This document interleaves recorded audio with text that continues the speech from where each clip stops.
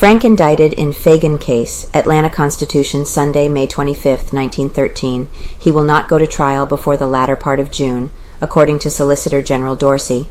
Leo M. Frank, indicted Saturday afternoon for the murder of Mary Phagan, the 14-year-old girl whose dead body was found at 3 o'clock on the morning of April 27th in the basement of the National Pencil Factory, will not go to trial before the latter part of June, according to a statement which Solicitor General Hugh M. Dorsey made last night. Newt Lee, the negro night watchman who called the police to the place, was left under consideration by the grand jury. A bill of indictment charging him with the same murder was presented to the grand jury with the bill against the factory superintendent, but the grand jury failed to act, and it is believed that his case will be allowed to rest, pending the trial of the indicted man, both confined in Tower. Both Superintendent Frank and the negro Lee have been confined in the Tower since they were ordered held by the coroner's jury for the murder of the girl. In discussing the time of Frank's trial, the solicitor stated that he could not say when it would be started. "It will not be possible to hold it before the latter part of June," he asserted, "and whether or not it is held then depends on a number of things. I have much work to do to get the case ready, and there is also the defense to be considered, as they may secure additional time. I do not know what action will be taken in regard to Lee," he replied to a query on this point. "The grand jury still has his case under consideration, but I do not expect them to meet again before June 6th. Of course, they meet whenever they see fit and may take any action at any time. That rests with them." The indictment against Frank, which came after a 2-day session, was secured at 12:20 o'clock Saturday afternoon. In all, the grand jury gave about 5 hours' time to the hearing. After the final witness had left the room, the solicitor remained with them a short time, not over 10 minutes. They then went into executive session and he retired to his office. He had barely got to his desk when he was sent for and told that a true bill had been found. Frank charged with murder.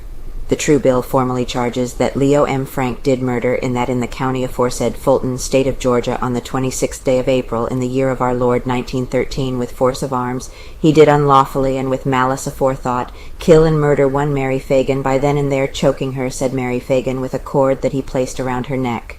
The bill of indictment which the solicitor asked against Newt Lee is understood to be practically the same in wording as that which he succeeded in obtaining against Frank. The probe on Saturday was taken up promptly at 10 o'clock, when the jury sent for Miss Grace Hicks, a fellow employee with Mary Phagan, and the girl who first identified her body.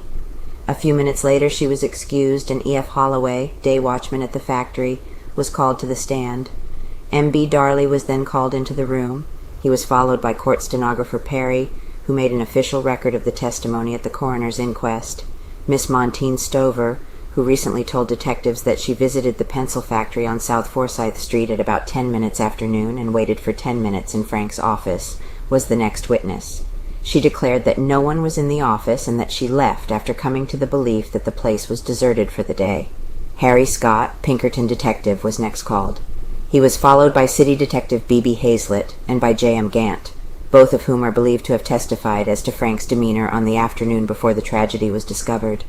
Gant is one of the men who was arrested on suspicion shortly after the crime, but was cleared and released within a short time. Giesling on stand. William H. Giesling, member of the firm of P.J. Bloomfield and Company, the undertakers who embalmed the body of the Phagan girl, was the next and final witness. A small crowd of curious people hung about the Thrower building on the final day of the hearing. The general impression was that a decision would be reached during the day, and mild excitement prevailed. In the curious throng was a prototype of the woman who tried to pose as a newspaper reporter at the Grace case.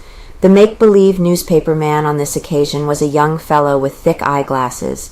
His active efforts in trying to intercept a conversation between Detective Rosser and Deputy Newton Garner led to his exit from the building half an hour before the true bill was returned.